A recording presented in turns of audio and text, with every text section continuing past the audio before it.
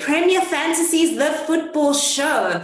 We have an exciting panel this week. It's all red. It's all Liverpool.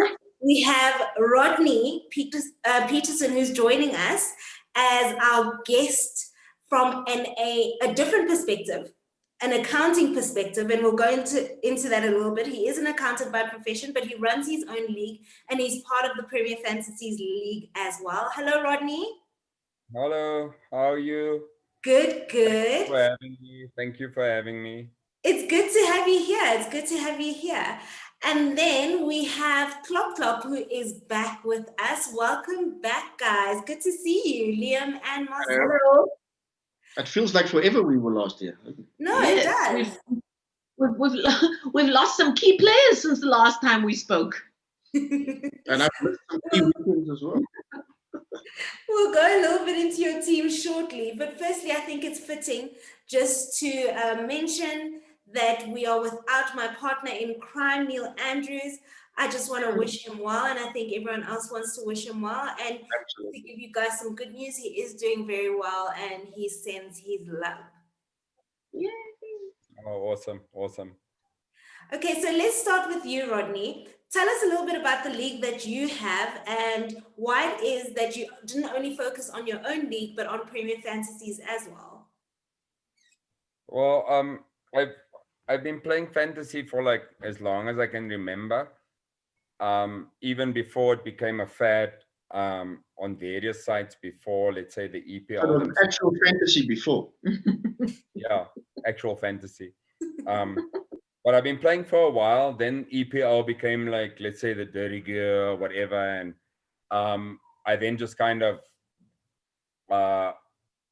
let's say, joined all of that. But the numbers we're talking about is like when I started, it was maybe 8,000 people playing and not even officially. Now we're talking about 7 million people. Yeah. And then obviously things have like kind of progressed from there. And about 3 years ago, we started a league with the football club that I'm associated with as a non-playing member. It's a Cape Town football club, and we started our league. Mm-hmm. And it was always just a private thing, about 20, 25 at most. And then this year, it's kind of doubled to about 42. That's awesome. Because we just realized how much fun it was. And instead of being a private league, we kind of then invited people, and it started with one, and they liked it, and they wanted their friends to join. So it's become the club and friends FPL, and now it's about double for the first year since the first few years. And it's just about fun. So there are prizes for monthly winners, which we've been able to expand. Initially, it used to be the first prize. Now we can have 3 monthly prize winners. We arrange like a little internal league, because that's what we've got, about a 25,000 rand pool based on the numbers. And it's just, it takes a lot of time, but it's fun because it's all about fantasy football, and you get to get something out of it. When are you taking up that prize? I mean, you want a prize to go to Goodison. I mean, when are you going to go? The prize to Goodison? No, it's fine. I'm okay. You're not going to take it. I'm okay. I will forfeit my entry fee into that league anytime. I'm okay. I know it's over the road from Anfield, but no, tantalizing. So your team at the moment is Rod 11, I think, on our Premier Fantasies League. You are currently 67th, which is the lowest that you've been since you've joined Football Fantasy League. What is happening? Is it the curse of 2020 that has crept up on you? I'm actually just looking at my team as we speak, and I actually played my wild card last week, and we only in Gameweek 6. I'm not even sure, because I don't want to bring the accountant in me and do an audit and compare my non-wild card team, but 47 points last week was better than the 35 and the 31 of the previous 2 weeks, hence the wild card. Yeah. And if I have to look, let me just have a quick look, because it started going wrong when I took Son out. And the irony is Son is my favorite player. He's always in my team. And then he got injured, and there was speculation that he wouldn't play for a few weeks. Yeah. There's a bit of false information there, actually. No, It that was was a a bit of- wild herring. It was a bit of false information, but obviously you act on the noise. Yeah. And even though Son was my favorite player, I just felt I couldn't afford him to not be in the team. So I replaced him with Mahrez at the time. 3 days later, Son plays and he scores 24 points.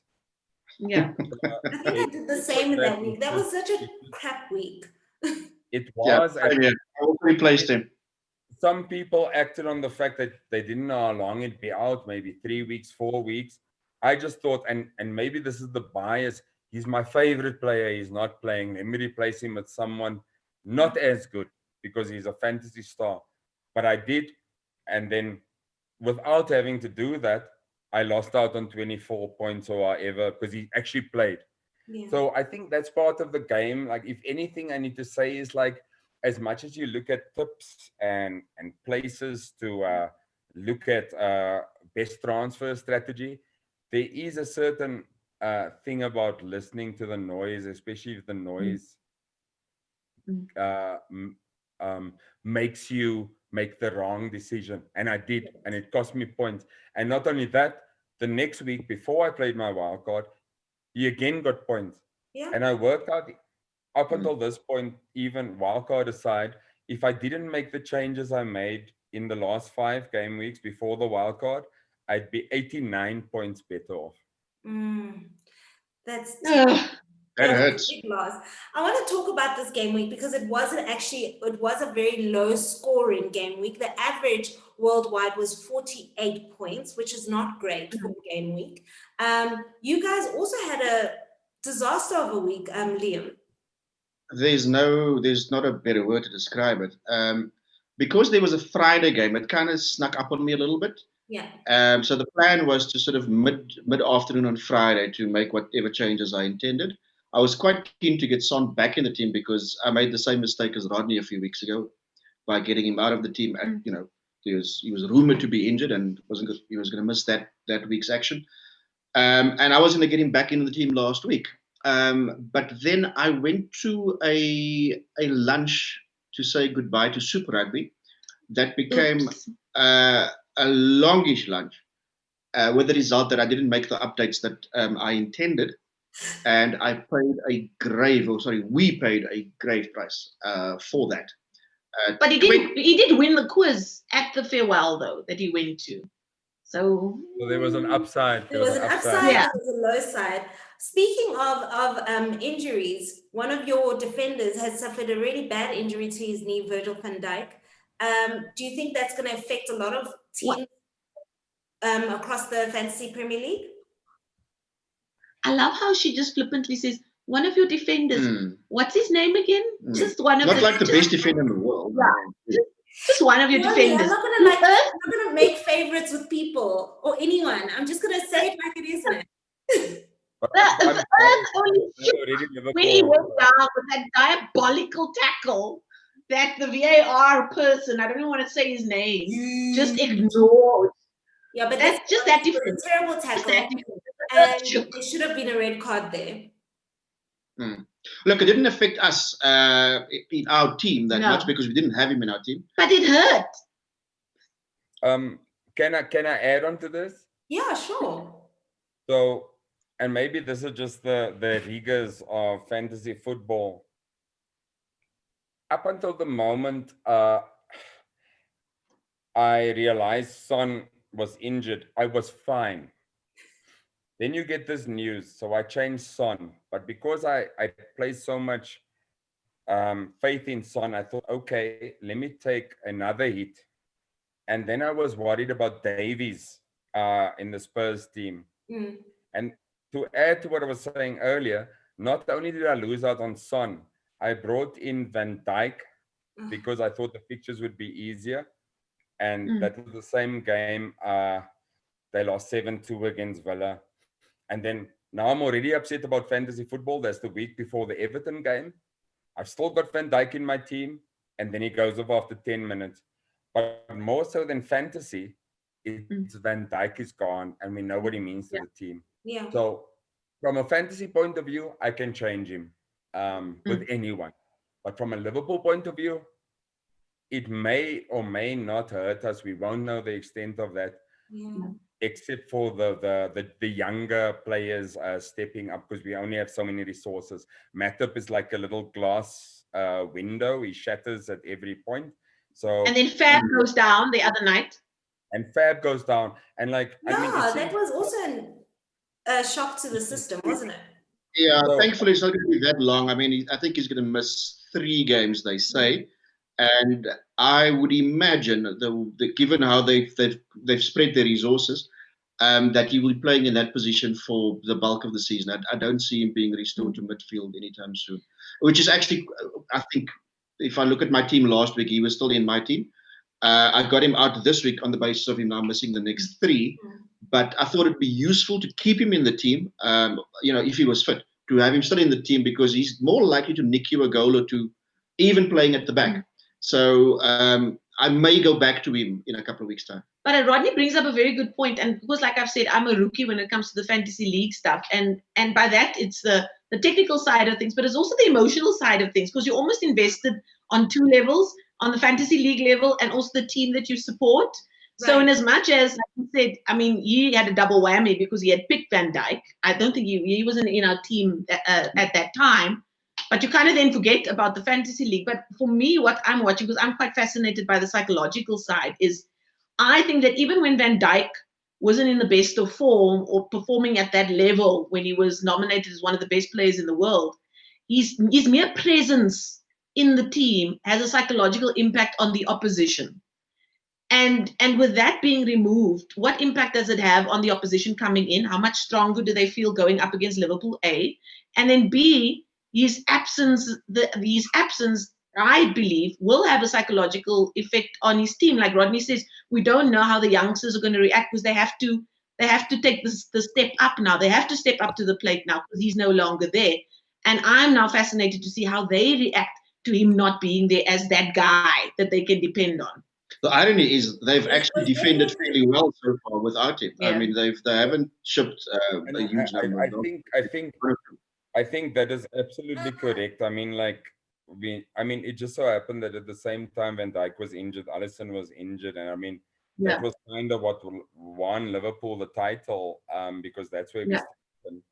And then they both out at the same time. So clearly Adrian didn't work. There's a certain amount of confidence in the defense. Shortly after that, Van Dijk's injured. Matip, I rated him before, but then it's just a matter of football as well, because then you can say, well, maybe we shouldn't have sold Lovren. We don't necessarily know what plans there are, because they obviously sold Lovren for a reason, because they didn't replace him. And now it's exacerbated by Van Dijk, the mainstay, being injured. But we do have Nat Phillips. We have Reece Williams, who played quite well in the week. We've got Paliku Meteo, a 16-year-old powerhouse who I believe is going to be brilliant. But it doesn't matter until they've actually proven them in a game. Potential is one thing. So yes, we will miss Van Dijk. Absolutely. How do you not miss the best defender in the world? But it's about who steps up, because at the end of the day, we're still Liverpool. Yes, we did sell Lovren. It was a proven element, but we need to get over that, and we need to make do with what we have. And either the youngsters step up, or in January we go to a transfer window and get a more experienced midfielder. I have to say that there were times when, with Lovren in the team, that I would have been more comfortable with Liverpool playing with 10 players. I actually wanted to say to our fans that today is going to be a Liverpool focused episode, because everyone apart from myself is a Liverpool fan, so there will be a lot of talk about Liverpool. So sticking to the Liverpool theme, I want to talk about the VAR decision in the Liverpool game this past weekend against Mo Salah, because as Rodney was saying, and quite right, you plan as a fantasy league player for your team. You plan, this is where I'm going to get potential points. This is where I'm likely to get points. And is VAR actually ruining it for the Fantasy Premier League? Not only for the Premier League and for the fans, but for the Fantasy Premier League as well. What are your thoughts, Rodney? Well, needless to say, I understand the reason for VAR, right? If we have to go back to why it was implemented in the first place. And this is fantasy football aside, because it exists for football first and foremost. There were many refereeing errors, which I know I would watch a game at Liam and Marcy's and we would lose our minds about the poor refereeing decision. So right now, VAR technology comes in. And I think my hope was that you now have this objective system, much like Hawkeye and all the cricket technology we have, to reduce the error, because we were upset because of the human error. What has bugged me, and not only now, I mean, people have said while it trialed last year, that it's not foolproof. And we allow it to develop. But what concerns me now is the second year, and they don't seem to have learned the lessons about what VAR is meant to be. And it's the inconsistency of the application. That's what I was going to say. I feel like there is more human error in VAR at the moment than there was before. And I think that's kind of my point, because you've introduced the technology like AI, robotics, which is meant to now reduce human error in any field. But it seems to work in cricket. It seems to work in tennis. The decisions are accepted. And I think the problem we have is that you still have a human making a decision using technology. So you haven't really eliminated the initial reason for VAR existing, which was human error. So they need to look at that process and maximize the technology and the reason for why VAR exists, because I cannot see the benefit in it. And it was proven. I mean, obviously, I'm going to use Liverpool as an example, but I don't believe that either two of the decisions were correct. They didn't apply it correctly. It cost us a penalty. Virgil got injured, and it denied us a winner when Mane was offside. And Liverpool bias aside, it doesn't help to have VAR if it still doesn't correct the errors of the past. Yeah, I mean, I'm there with you. I mean, I think that VAR was part of the reason that Spurs didn't win the Champions League final. That's just my decision. I've got very strong opinions about that. But anyway, we shall move on. The same Champions League final we won. Yes, that one. Yeah, I think that is the is one. That the one she's talking about? I mean, what other Champions League final? That was fine. I'm only joking. The pain of that. But sorry. Back to that. I also want to focus. You know what? The pain that I'm feeling about that, it's making me feel very emotional and want to express my emotional feelings. And on my emotions, which is what I want to talk to you about next, is the fact that we are in mental health month, which is the month of October. And Ben Chilwell has put out a couple of statements about his own mental health and how he's been affected throughout the year of 2020. And I know a lot of people have been affected as well. What are your thoughts about how the game has been affected by the fact that there are no fans? What do you think it's doing for the players mentally, Marcy? Yeah, and I think that's something that you have brought up in almost every show since the league started, was what is the mental impact of there being no fans? At first, a lot of the players had to be isolated. They'd been in lockdown for a long time. We saw all of their activities on social media and that kind of thing. But you have consistently brought it up, and I only recently really started paying attention to it. And I see this week Man United just talking about how they're ready to welcome, I think, over 23,000 fans if government gives the go-ahead and that kind of thing. I think unless you hear from the players, you're not going to know how it affects them. Now Ben Chilwell was speaking about seeking help last year, which was before lockdown and all the psychological effects of it that came with it. We knew anything about it. But I think we still have too few players who are speaking up about the battles and the demons that they face, whether on the field or off it as well.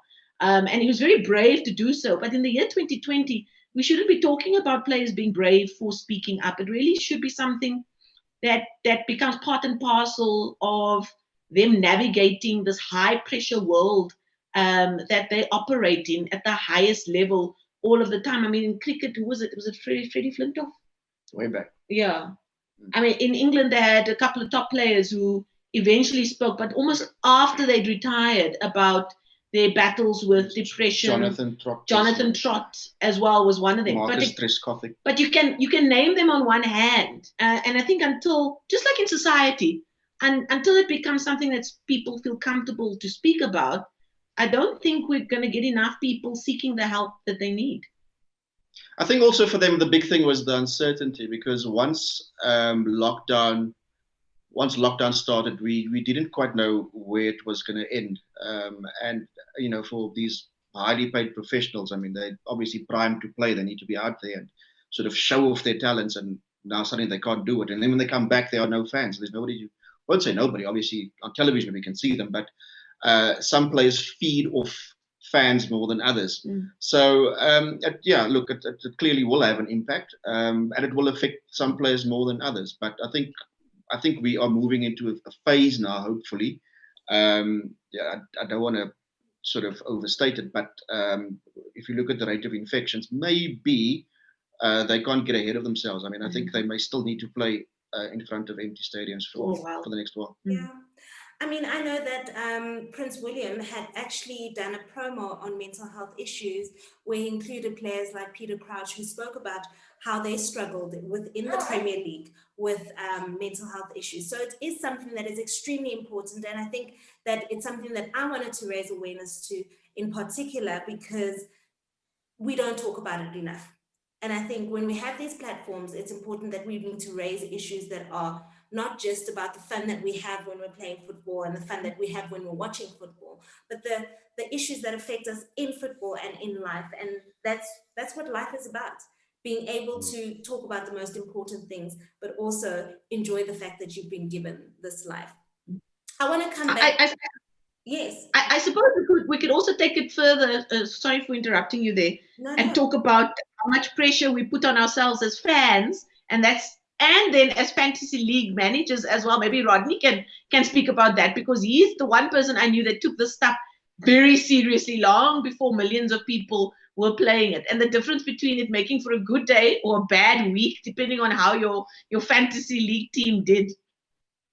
You see, I hear what Marcy's saying, and like, I mean, with a lot of difficulty, I managed to separate fantasy football and real football. And at the end of the day, I mean, like, fantasy football is just kind of a different way to enjoy and hope that the real players do well. But when you really break it down to football, I mean, because sometimes fantasy is just a luck of the draw, right? But let's say you did have Chilwell in your team and he didn't do well. I think the disappointment of him not doing well in fantasy football is completely diminished as opposed to the real reasons why he might have not done well. Yeah. And Chilwell is great. I loved him at Leicester. I'm not so sure about Chelsea, but that's my bias. But in the bigger scheme of things, even if we go back and not even the present moment, I mean, and we just look at, first of all, the high intensity at which these guys operate, I think anyone would be depressed because of the amount of pressure they're having to deal with. But it's not like it's just been around since today. And yes, mental health is getting more and more awareness, but it just so happens that, like, you know, it's society, it's that pressure we put on them. And I definitely would quit fantasy football if my disappointment of my player not doing well contributes to a real player's well-being. Yeah. So with that said, even before fantasy football came along, these pressures have been in the game. Stan Collymore was depressed. A very famous case is Justin Fashanu in the 90s, first gay boy who came out and got victimized. Collymore, unknown to me, I was just happy. I've got a top of his inside. I was just happy when he scored. You don't know what they're dealing with. Paul Merson, gambling problems. Tony Adams, alcoholism. It's not like we're talking about a concept. Yeah. And I'm just glad that at least Prince William, the FA, and clubs as well provide these like employee wellness type programs, because maybe now they realize the environment they're in, the pressure the youngsters are under, and not Social even for players. I'm talking about, imagine an 18-year-old youngster now who's really good, on the verge of making it, maybe can't get into the team for whatever reason, even getting sent out on loan is a disappointment, because you cannot break into the team you're playing for, so now they send you out on loan. Yes, you'll have more game time, but it's not with the team you want. That does have an effect on the psyche, and it must be managed. And there's a responsibility for the football industry to do that without any thought. Yeah. Yeah. There's only so much £100,000 we can do as well. Exactly. It's not about the money. Yeah. I think you're 100% spot on, and I think it's also up to us fans to start looking after our footballers and saying, hey guys, they need to do more. All the clubs, all the leagues, and all the people in management need to do better. They need to do better by those players so that we can have the entertainment, but that they can also have lives that are meaningful, lives that don't end in tragedy because they're not looked after. The same with what happened with Room for Racism that's now come out. Same story. We need to do better as fans. And social media has also added a whole new level to that toxicity as well. Absolutely, absolutely. All right, we've got just a few minutes left, so I'm going to ask you, Liam, who are you guys captaining this week? We're going to stick with our formula, if I can call it that. Mo Salah has captained in most of the games. There's been the odd occasion where Jamie Vardy has captained. I brought Son back into the team, and I've flirted with the idea of potentially making him captain, but I think the safe money is still with Mo, especially given who they've got this week. Yeah, that does sound very, very safe. And I think that there's a certain fire in them all of a sudden that I haven't seen in the last week or two. So I think. Well, long may that fire continue burning. Tell us, Rodney, who are you captaining? Well, it's almost a carbon copy of what Liam just said. Obviously, I've wildcarded to bring Son in. I need to get over the fact that I missed out about 40 points on him for whatever reason. That's in the past. So I was also tempted, just because I have Son back. He's a fantasy favorite of mine. He's just so consistent. Yeah. And as I look at my team now, which I haven't set up, I actually do have Son still as captain. But I'm probably going to also go Salah, because I think their West Ham fixture is slightly easier. I also do pay consideration to the fact that Spurs are playing in Europa League, which is a day later. And it does affect, no matter how, as fit as you are as Son, as consistent as you are as Son, I'm going to go Salah. And that's not a Liverpool bias. I just going to go Salah. I just feel he's got a better chance of scoring points. I hope you guys are right, because West Ham has been playing very, very well. They've been playing surprisingly well. I don't mind them at all. I mean, they're good. They're a good side to watch. I mean, they're always gritty. They fight for everything, and I've got time for sides like that. And I mean, it's been almost 4 games now, so it's also time for that run to stop, I suppose. Yes. I hear you. And that's a very, very good point, because I've actually got Mo Salah on my own individual team. And I think we have him also on our Stars Aligned team. And I'm almost tempted to captain him this week as well, because I've had Son for the past 2 game weeks, and, he's done well for me and it's been fantastic. But I'm worried about how long they can keep this up, him and Harry Kane. I don't know how long they can keep it up.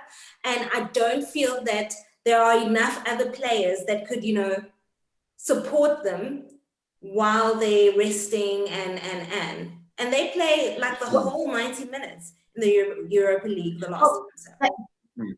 That's the question that I had for you two who are more experienced in terms of fantasy leagues. Harry Kane, I think, has got the most assists in the league, and Son now has the most goals, both with 8 apiece. Yes. And they said, I read somewhere that they said over 27% of fantasy league managers have the 2 of them, or at least one of them, in their team. At what point then, as a fantasy league manager, do you break away from what everybody else is doing in the hope that you can get ahead of the curve? Or do you just stay with the purple patch for as long as possible, even though everybody's doing it? I don't believe in the everybody's doing it mentality. even though I do have both Son and Kane in my personal team, I've noticed with Kane that after a couple of games, he gets players fatigue. He starts to get a bit tired. And he's in form at the moment. I don't know how long that is going to last. So I will watch, most of his games and see how he is doing before I make a decision. But it will never be a situation where he will be in my team consistently all the time because he's doing well right now.